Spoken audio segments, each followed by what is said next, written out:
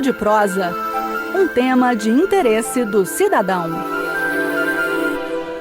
Com a chegada da temporada de chuvas em boa parte do país, depois de um longo período de seca, é comum vermos ventos fortes e quedas de árvores que podem danificar a rede elétrica e deixar moradores e comerciantes sem luz. Que o digam os milhões de moradores de São Paulo, a maior cidade do país, a metrópole que na sexta-feira passada ficaram sem energia como consequência de um vendaval. Além de muitos incômodos, essa realidade pode causar prejuízos em aparelhos domésticos e, quando a eletricidade demora a voltar, perdas de mercadorias, alimentos, remédios e até de vidas.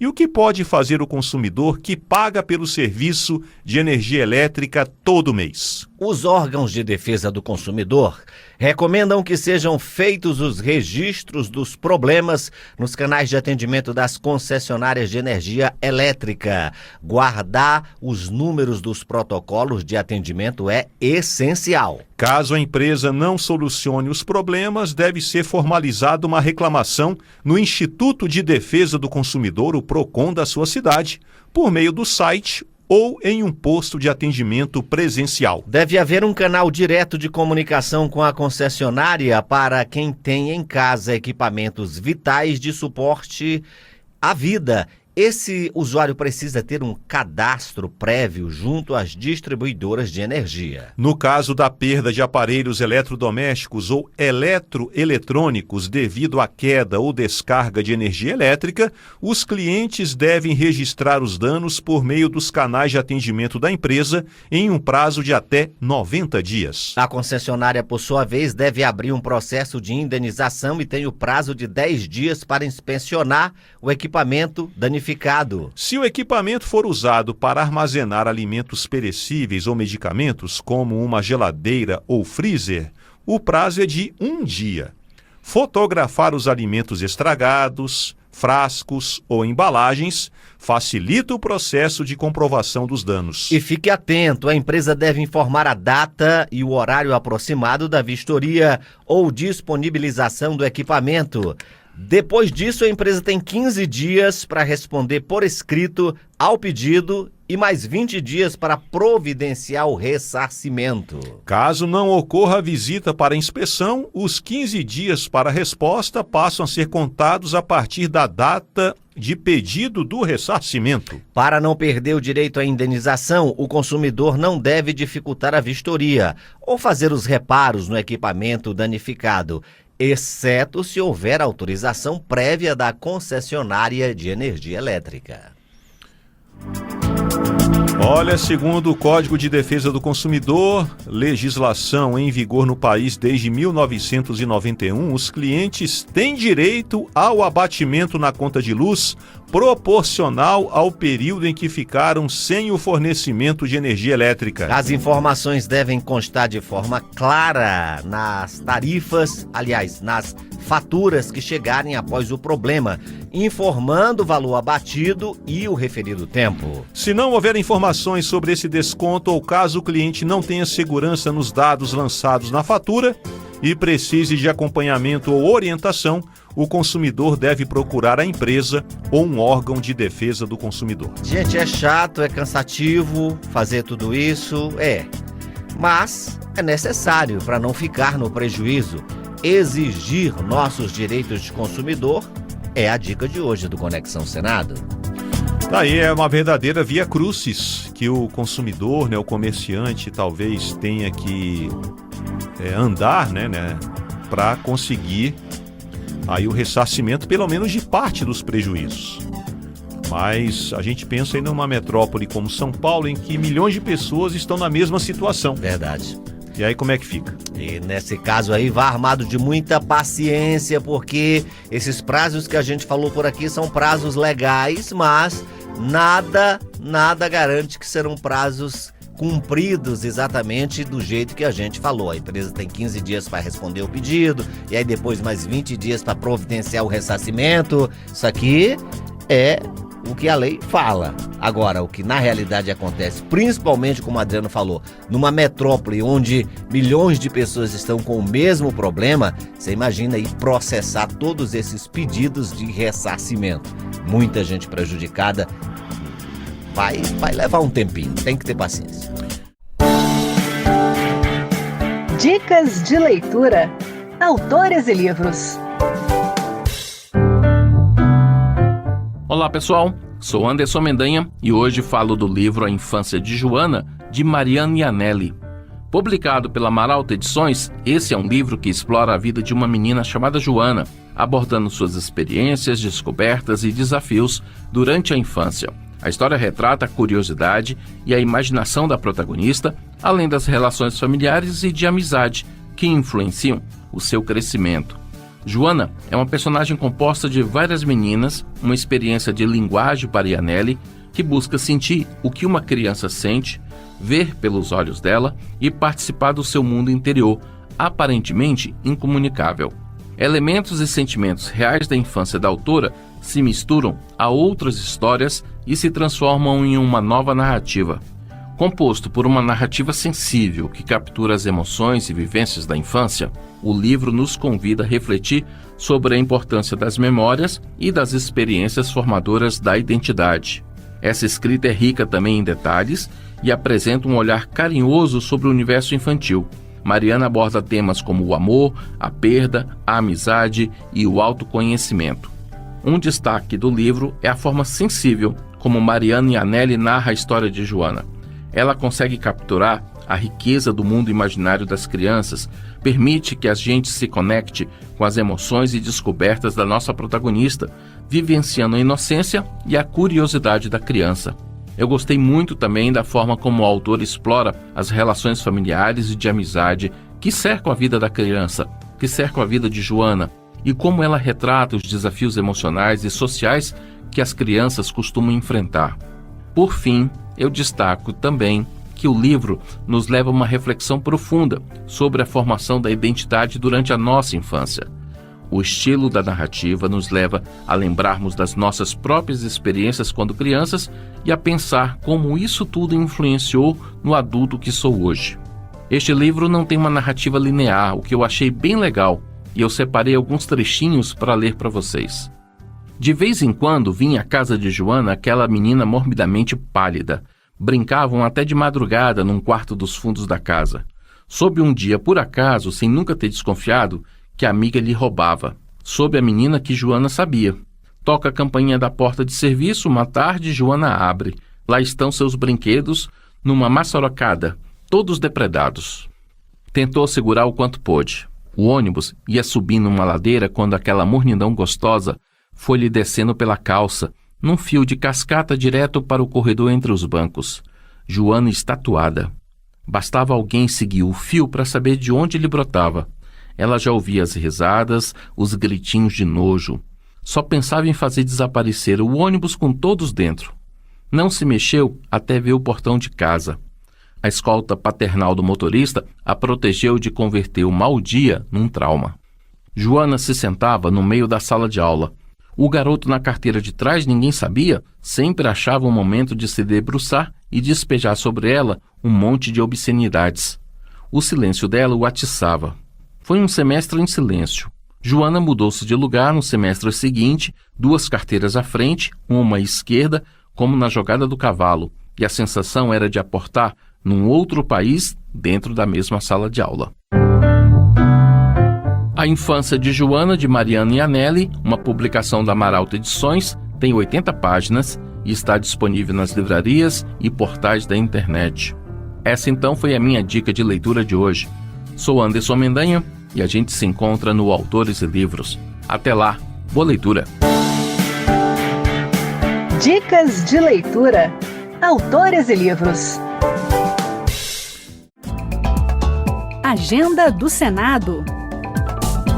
Vamos à agenda do Senado para hoje. Logo mais às 10 horas, horário de Brasília, tem sessão não deliberativa no plenário do Senado. Uma sessão não deliberativa não tem votação de projetos. É dedicada a discursos de senadores e comunicações da mesa do Senado. Na parte da tarde, às 14h, sessão especial para comemorar os 80 anos da Confederação Nacional dos Estabelecimentos de Ensino. Para acompanhar os trabalhos legislativos, acesse senado.leg.br/rádio. Com a volta das chuvas em boa parte do país, surge a preocupação com o repique dos casos de dengue. No primeiro semestre, o Brasil teve o recorde de 6.500.000 casos prováveis de dengue, com 5.200 mortes. As mortes por dengue são muitas vezes evitáveis, desde que haja acesso ao diagnóstico precoce e da assistência adequada pelos serviços de saúde.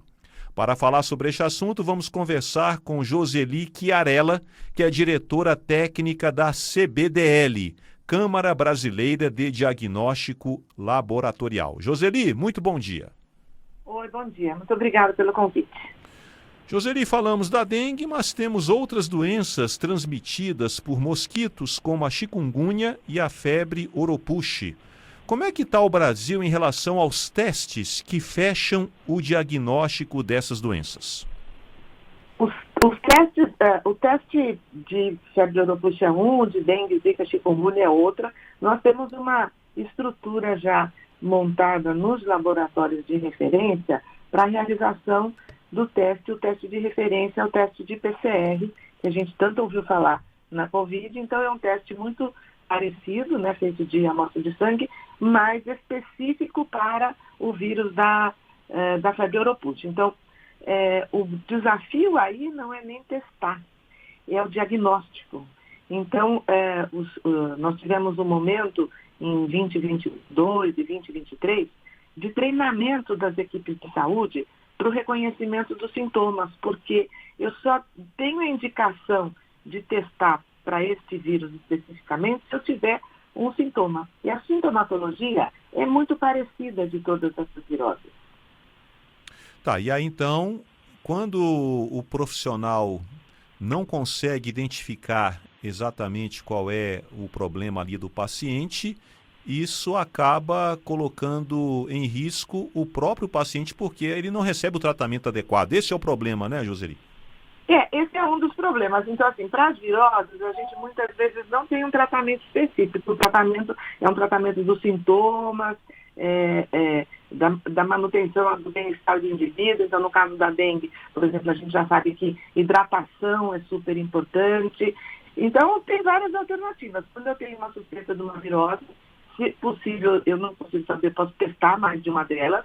Então, por exemplo, para dengue hoje, a gente tem uns testes que a gente chama multiplex, porque a gente pode testar dengue, zika e chikungunya junto, porque elas têm sintomatologia muito parecida e eu consigo fazer um diagnóstico diferencial. Então, essas abordagens de saúde que requerem um pouquinho mais de tecnologia, um pouquinho acesso, né, aos que os laboratórios testem isso, elas já estão disponíveis. Então, a estratégia de testar o que a gente chama de multiplex é uma estratégia muito eficiente, mas nem sempre, por questões técnicas, a gente consegue colocar todos os vírus no mesmo teste. Então, a primeira indicação é sintoma clínico para encaminhar para 1 ou 2 ou 3 testes que sejam o que vão esclarecer aquela doença. Quando possível, a gente tem a possibilidade dos testes multiplex. Agora, a Câmara Brasileira de Diagnóstico Laboratorial está pedindo a ajuda da Anvisa, a Agência Nacional de Vigilância Sanitária, para ampliar expandir o acesso a esses testes diagnósticos de dengue, chikungunya, febre oropouche. Como é que a Anvisa entra nessa história, Joseli? Na verdade, o que a Anvisa fez recentemente foi uma linha rápida, né, o que a gente chama de fast track, porque o processo de um registro de um produto na vigilância sanitária, então, seja ele fabricado no Brasil ou seja ele importado, eu tenho que preparar um processo, submeter para a Anvisa, e esse tipo de produto leva 90 a 120 dias para que a Anvisa tenha tempo de aprovar todo o dossiê, da mesma forma que é feito para vacinas, e emitir um registro do produto, que seria uma autorização de comercialização. Então, neste momento que a gente teve um número grande de casos, foi um pedido para celeridade para aprovação desses registros,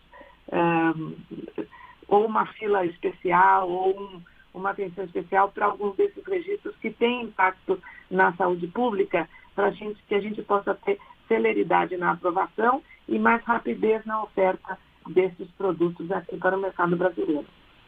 Bom, nós estamos agora chegando ao período chuvoso, né? Estamos no período chuvoso. Brasília, por exemplo, aqui chovendo bastante aqui nessa semana, outras regiões também depois de um período de seca. Então, quando se fala de chuva, daqui a pouquinho também aumenta o calor, chuva mais calor é igual dengue. Pela avaliação da CBDL, Câmara Brasileira de Diagnóstico Laboratorial, o país está preparado em termos assim de testes, de testagem, para lidar com o possível aumento dos casos de dengue daqui para frente? Veja, nós temos uma estrutura laboratorial, tanto pública quanto privada, bastante robusta aqui no Brasil. Esse ano nós realmente tivemos um padrão de chuva muito atípico, né? Secas excessivas, chuvas excessivas no Rio Grande do Sul. Então, por exemplo, se a gente for olhar como a dengue se difundiu aqui no Brasil, alguns anos atrás não tinha dengue no Rio Grande do Sul, e hoje dengue é um problema super importante, e principalmente no Rio Grande do Sul, com muita chuva. Então, nós tivemos aí um prolongamento da fase da dengue, que ela geralmente vai até abril, tal, porque essas alterações climáticas, elas alteram tudo, elas alteram o habitat dos mosquitos, elas alteram as condições climáticas. Tal. Então, se a gente for pensar em termos de estrutura disponível, nós temos. Em termos de acesso, nós temos. Agora, a gente tem que se preparar. Então, não adianta, a gente tem uma indústria nacional que produz uma certa quantidade de kits para testar essas doenças, mas nós ainda somos um mercado eminentemente importador de produtos diagnósticos. Então, tem que ter previsibilidade, porque um processo de importação, num fluxo normal, ele demora. Então, não adianta a gente esperar março, quando tiver já o aumento do número de casos, que historicamente tem ano que começa em janeiro, mas geralmente o grande volume de casos é março e abril, aí abril começa a diminuir a temperatura e diminui o número de casos. Não é lá na frente que tem que se preocupar com isso. Então, nesse momento, dar prioridade para os registros do diagnóstico, para que eles sejam disponíveis agora, os registros, lá para novembro, dezembro, para que, havendo necessidade, eu possa ter um processo de importação e aí ter kit disponível na estação da dengue. Então, tem que ser uma ação coordenada, né? Então, eu acho que este ano, que nós tivemos alguma dificuldade de acesso, porque também tivemos uma situação de dengue muito atípica. Fazia muito tempo que a gente não tinha essa quantidade enorme de casos de dengue. Sim. Então, tem que se preparar. Tem que autorizar o registro com antecipação. As empresas nacionais têm que produzir quantidades esperadas de consumo, as que importar, em tempo de ter esse produto no que a gente chama de pico aí da dengue, né? Estamos conversando com Joseli Chiarella, que é diretora técnica da CBDL, Câmara Brasileira de Diagnóstico Laboratorial. Uma última pergunta aqui, Joseli, já saindo um pouco dessa parte dos testes que são feitos pelos laboratórios, né, lá quando o paciente vai para uma UPA, vai para um hospital, os testes de farmácia para dengue, eles são eficazes, dão aí uma visão legal aí para o paciente, se ele está com dengue mesmo, ou se está com alguma outra arbovirose, ou só serve para dengue? O que está na farmácia, eu sei do que tem potencial para estar na farmácia. Então, na farmácia tem potencial para ter dengue, zika, chikungunya. Oropusche não, então não são todas as doenças. Os testes que estão na farmácia, eles são aprovados pelo Ministério pela Anvisa nos mesmos critérios que os testes que estão nos laboratórios. Então, a Anvisa, quando ela analisa um produto, ela vê segurança e eficácia. Então, os critérios de aprovação de um kit que está na farmácia é o mesmo critério que a Anvisa adota para aprovar um kit que vai ser usado no laboratório. Então, quanto a isso, eu acho que a população não tem que se preocupar, né? A farmácia hoje é, de fato, um novo espaço de testagem da população, e o importante é que, para algumas doenças, o indivíduo, o teste da farmácia ele é considerado um teste de triagem, porque esse indivíduo tem que se reportar ao serviço de saúde, principalmente para as doenças de notificação compulsória, para ele poder entrar nas estatísticas, para ele poder, no caso, por exemplo, de outras doenças como hepatite e HIV, para que ele tenha acesso à confirmação do diagnóstico e aos tratamentos recomendados. Então, os testes de farmácia, eles são de qualidade equivalente aos testes dos laboratórios e os farmacêuticos, os profissionais da farmácia, são orientados para que, num teste positivo, o paciente seja encaminhado para o serviço de saúde de acordo com as normas do Ministério da Saúde. Ok. Joseli Chiarella, muito obrigado pela entrevista. Bom dia para você. Muito obrigada, até a próxima. Bom dia para todos. 11 minutos. Sua conexão com o mundo dos esportes. Não vai ter horário de verão nesse ano e Rio Branco vai continuar tendo aí 2 horas a menos em relação a Brasília. Mas toda sexta-feira tem 11 minutos e já chamamos o Pedro Pincer. Pedro Pincer, bom dia para você. Bom dia, Adriano. Como vai você? Bom dia, Gisele. Bom dia quem nos acompanha. E eu também não gosto de horário de verão, não. Ninguém me perguntou, mas eu sou contra. Ainda bem que não vai ter. Por enquanto, né? Pelo menos esse ano não vai ter horário de verão, verdade. né, Gisele? Esse ano não vai ter horário de verão, não. E eu espero que nos próximos anos também não tenha. Mas, por conta disso aí, eu tenho que pagar um cafezinho aqui pro Adriano Faria. Nas bets do horário de verão, ele acertou. Porque a gente fez aqui uma apostinha, né? Aposta aqui de padaria, né? Se não tivesse horário de verão, eu cravava que não ia ter. E o Gisele cravou que ia ter. Ele vai pagar para mim um café premium numa cafeteria aqui da Asa Norte, não é isso, Com Gisele? açúcar ou sem açúcar? Claro que sem açúcar. Sem açúcar. R$70 a padaria que ele escolheu para eu pagar. Mas ele resgatou R$70 naquele dinheiro, valores a receber do Banco Central. Então, já era. Já morreu. Uma torrefação especial. Era melhor que tivesse esquecido mesmo esse dinheiro por lá.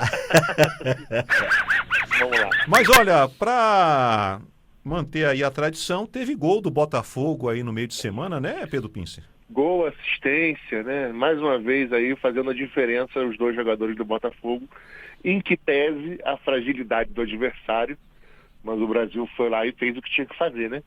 Ganhou de 4-0 do Peru. 4-0 do Peru, já se coloca aí numa posição mais segura na tabela de classificação das eliminatórias e vários jogadores aí subindo no conceito do treinador, né?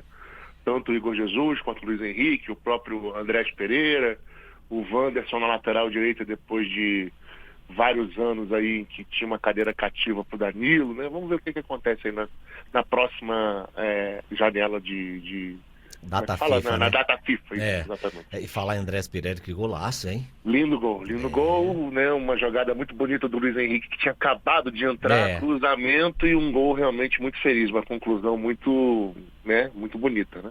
No gol. Daqui a pouquinho a gente fala mais da seleção brasileira, que jogou pelas eliminatórias da Copa na terça-feira aqui em Brasília.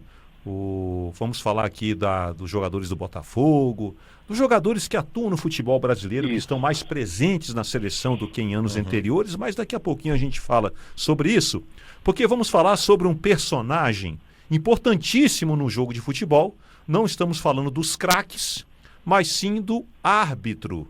A Comissão de Esporte do Senado estuda a criação de vínculos empregatícios para árbitros. A proposta busca garantir direitos trabalhistas aos árbitros, que atualmente são considerados prestadores de serviço. A reportagem é da Laís Nogueira. O grupo de trabalho da Comissão de Esporte que analisa o projeto, que trata da criação de vínculo empregatício entre árbitros e federações esportivas, se reuniu nesta quarta-feira. Um dos tópicos em discussão foi sobre limitar ou não a abrangência do projeto. Durante a reunião, o advogado Rafael Bozano sugeriu que o grupo se concentre no futebol nesta fase inicial. Já o assessor jurídico da CBF, Luiz Santoro, expressou preocupação com possíveis desigualdades. O árbitro de futebol é profissional, o de basquete não. O árbitro de futebol tem direito a receber FGTS e o de vôlei não. O árbitro de futebol merece uma proteção do Estado e o árbitro de outra modalidade não. Isso me preocupa um pouco. Atualmente, os árbitros são considerados prestadores de serviço. O projeto que cria o vínculo de emprego da categoria Confederações Esportivas é do senador veneziano Vital do Rego, do MDB da Paraíba. E o grupo de trabalho foi criado a pedido do relator, senador Romário, do PL do Rio de Janeiro. Essa foi a reportagem da Laís Nogueira. Pedro Pince, já falamos aqui sobre esse assunto, né? É uma discussão antiga essa do árbitro ter aí uma carteira de trabalho, né? Passar lá no RH de uma federação para poder receber seu salário e não apenas como prestador de serviço. Sim, a gente vai ter ainda algumas reuniões desse grupo de trabalho aí e realmente essa preocupação que o Santoro da CBF manifesta aí, ela tem, na minha opinião, uma razão de ser, né? Porque aí você vai ter uma disparidade entre os árbitros de diferentes modalidades, de diferentes esportes. Mas, ao mesmo tempo, eu espero que se chegue num consenso aí, num acordo, para que esses profissionais, né, que na verdade não são profissionais, mas que virem profissionais e tenham aí todos os direitos garantidos, tudo, porque hoje em dia, geralmente os árbitros, né, especialmente em primeiras divisões, em grandes ligas, acabam tendo responsabilidades aí que também trazem a eles essas questões aí e podem trazer essa profissionalização o quanto antes, né? Na minha opinião, tomara que se chegue a um acordo. Por exemplo, Gesiel Carvalho, Sim. o que a gente entende hoje é que o árbitro, por exemplo, quando o árbitro começaria a apitar jogos importantes, né, ele vai ganhando por partida, né, que apita, né? Sim. E fica uma pressão, porque se ele vai mal ali durante 2, 3 jogos, ele começa a ficar na geladeira, algum clube veta, né? O dirigente chega lá na porta da federação, olha, não quero mais esse árbitro. Aí ele começa a ser pressionado e tudo mais. Se ele recebe um salário fixo, mas que seja também haja alguma gratificação por jogo apitado, enfim, isso aí é problema da federação depois do regime de trabalho. Seria interessante para tirar um pouco também da pressão do árbitro. Tira a pressão, tira um pouco da pressão. Sem dúvida que o árbitro, principalmente aqueles árbitros que começam a ganhar visibilidade, projeção, de apitar jogos internacionais, quadro jogos da FIFA, árbitro FIFA, eles têm uma remuneração muito maior e a falta de uma remuneração dessa, ou seja, ele deixar de apitar um jogo importante, vai impactar muito no orçamento do árbitro. E como que aquilo mexe com a cabeça do árbitro com relação às pressões que ele vai ter no campo de jogo, pensando também nessas coisas, né? Então, o mundo corporativo ele trabalha muito também à base de incentivos, e o incentivo é muito, muito forte. É através dos incentivos que a pessoa toma algumas decisões. Então, essa seria uma maneira também de tirar um pouco da pressão do árbitro com relação a ele não estar preocupado se ele vai apitar um determinado jogo ou não por conta de pressão de uma federação ou de um diretor de clube, e ter o seu fixo ali. É uma maneira dele até se programar melhor. Eu acredito que essa discussão deve avançar, sim.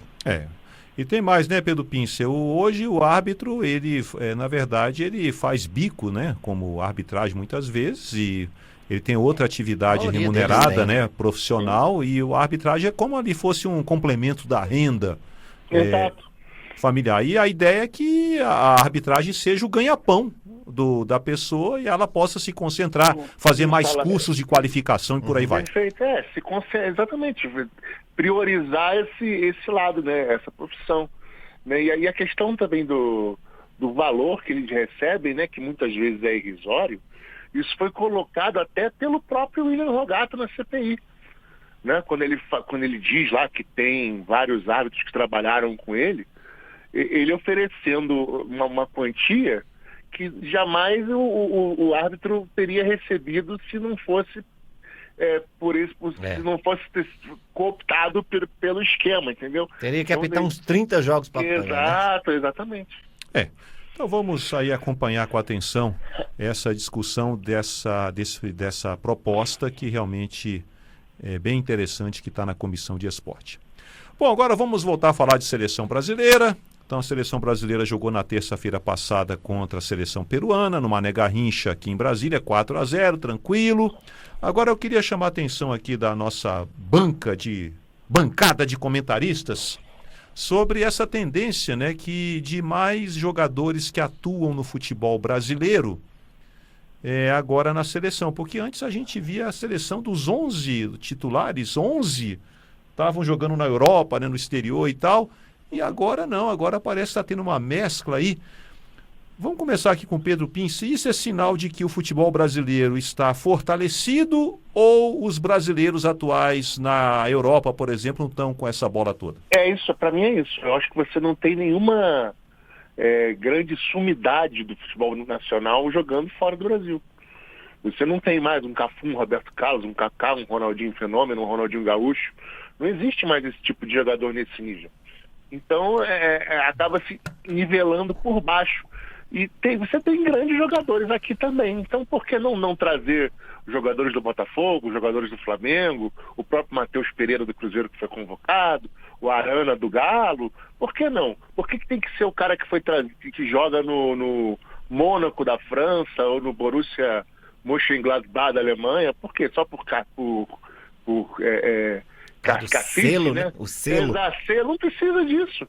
Entendeu? Você tem jogadores tão bons quanto lá hoje em dia, justamente porque não tem essas grandes unanimidades do futebol lá fora. Então eu acho que pode ser uma tendência ainda mais com o Dorival como treinador, que é um cara que sempre trabalhou no mercado doméstico.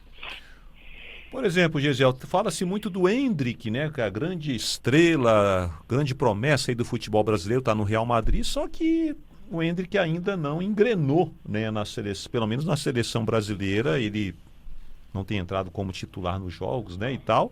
E é um sinal dos tempos na seleção. É verdade, eu acho inclusive que o Endrick, a gente teria que dar também um tempo para o Endrick. Ele explodiu muito cedo, é um grande jogador, não tenho dúvida disso, pelo que ele já apresentou, pela tranquilidade com que ele entra nas partidas, pela tranquilidade com que ele decidiu já vários jogos. Então é um jogador realmente diferenciado, mas precisa de um tempo de amadurecimento. Acho que na seleção brasileira há lugar para ele, mas precisa de um tempinho para que ele possa realmente amadurecer na seleção também, como também vai amadurecer lá no Real Madrid. Eu não teria como não concordar com o Pedro Pince com relação a essa questão dos jogadores que atuam no Brasil atuarem também na seleção brasileira, e digo mais, acredito que até esse pode ser um caminho para uma possível reconexão do futebol brasileiro com os torcedores. Concordo. A seleção brasileira há muito tempo está divorciada do povo, está divorciada do torcedor. Por quê? Porque toda convocação, a grande maioria do que acontecia anteriormente, até pouco tempo atrás, realmente era de jogadores que a gente ouvia falar pela primeira vez na convocação da seleção brasileira. Convocou fulano de tal, quem é esse aí? Joga onde? Google, vamos dar uma olhada. Ah, esse cara joga lá num time não sei aonde. E esse outro aqui? Ah, esse aqui, como é? Foi com 17 anos para a Europa. Foi para a Europa. Então, essa conexão deixa de existir, porque a seleção brasileira, jogando com jogadores que atuam no futebol brasileiro, volta essa conexão clubística, a mística de você torcer pelo seu clube, querer que o jogador do seu clube vá para a seleção brasileira. Eu acho que um dos caminhos para essa volta da seleção brasileira a ser amada e a ter a conexão com o torcedor brasileiro passa muito também pela atuação dos jogadores que atuam aqui no Brasil. Muito bem. O que aconteceu com a torcida do Botafogo esses últimos 2 jogos é uma prova viva disso, entendeu? Isso aconteceria com qualquer outro clube. Com qualquer outro clube. Passasse por essa situação. É verdade. Agora vamos falar aqui de Série C do Campeonato Brasileiro, porque vai ter decisão. Agora, amanhã, né? Dia 19, sábado, 5h30 da tarde, em São João del Rei, nas Minas Gerais, Atlético Clube, lá o time do Rodrigo Rezende, aqui, que é companheiro nosso aqui da Rádio Senado, e Volta Redonda, do Rio de Janeiro. Bem rapidinho, pessoal, porque a nossa pauta aqui está extensa aqui. Pedro Pincer, quem leva o caneco da Série C? Atlético. Muito bem, então vamos conferir na segunda-feira se a bola de cristal de vocês está lustrada ou não, porque a do Gesiel Carvalho aqui do horário de verão, por exemplo, falhou feio durante a semana. Tanto é que mas graças a essa bola de cristal, levou meu dinheiro esquecido. Levei um café aqui, Premium, Master, Com Gourmet, sem açúcar. Agora a Série B do Campeonato Brasileiro, olha... Tá bombando. Tá bombando. Só que o Sport Recife, meu caro Gesiel Carvalho, deu uma rateada aí, foi assombrado pelo fantasma da Vila, o Operário. Inclusive, Gesiel Carvalho, viu, Pedro Pince, tem uma reparação aqui a fazer, né, Gesiel? É verdade, eu falei aqui que estava mandando um abraço para todo o pessoal do Paraná, menos para Ponta Grossa. E automaticamente veio a nossa querida Kellen Sumier, que é de Ponta Grossa, a família toda de Ponta Grossa no Paraná, indignada, como assim não tem Não alô vai ter para sorteio, Ponta não vai Grossa? ter sorteio hoje. Corremos o risco, chegamos a correr de não ter sorteio hoje. Então, eu quero mandar um abraço especial pro pessoal de Ponta Grossa. É claro que a gente brinca aqui, né, minha gente? Mas Ponta Grossa tem o Operário Ferroviário, que é um time que eu vou te contar uma coisa, viu? Já foi campeão paranaense. É um time encardido. Cascudo. Agora, o problema do esporte é que o esporte gosta muito de levantar defunto. Não estava ganhando de ninguém o Operário. Inclusive o fantasma, levantou o fantasma. Levantou o fantasma na ilha. Ressuscitou o fantasma. Meu Deus. A ilha estava tão bonita, de novo. Nem mais fantasma agora é pessoa de carne e osso. Acabou-se. Agora acabou esse negócio. Domingo tem o Botafogo de São Paulo. E a gente, com a ilha de novo lotada, tá sendo lindo de se ver. A gente vai buscar essas duas vitórias que faltam fora de casa. Mas tá boa. Falava de 3 vitórias, agora são só 2. É complicado. Adriano, a gente vai ajustando, Adriano. Muito calma. Bem. Agora, Pedro Pincer, temos aqui o Santos tropeçou. Mais uma derrota. Para Chapecoense. E temos no final de semana agora Mirassol e Novo Horizontino, duas equipes do interior paulista que estão no G4. Exatamente, vai ser uma ótima partida. Jogou em Mirassol, né? Eu acho, não é isso? Isso. Então, vamos ver quem, como eu digo sempre, vamos ver quem é que vai ter mais garrafa vazia para vender aí. O Novo Horizontino pode aproveitar também essas duas derrotas aí que não estavam no script, especialmente a do Sport, né? E praticamente carimbar sua vaga na primeira divisão. Vai ser um jogo muito interessante, Mirassol e Novo Horizontino. Verdade, Novo Horizontino que vem de 2 derrotas seguidas. Então aí o G4, né, da Série B, por enquanto, Santos, Novo Horizontino, Sport Recife e Mirassol. Vila Nova tá ali tentando entrar no G4. O América Mineiro tropeçou ontem diante do Goiás, empatou, né, 2-2. E perdeu a chance de ir para o G4, mas tá bem afunilado aí, tá bem aí cabeça a cabeça nessas rodadas finais da Série B. Agora vamos falar de Série A, porque no final de semana, ontem já começou a rodada, né? O Flusão, 2-0 no Mengão. Olha a alegria, 2-0, com direito a pênalti perdido, e o Fluminense largou bem aí na rodada. Corinthians 5, Atlético Paranaense 2. Isso.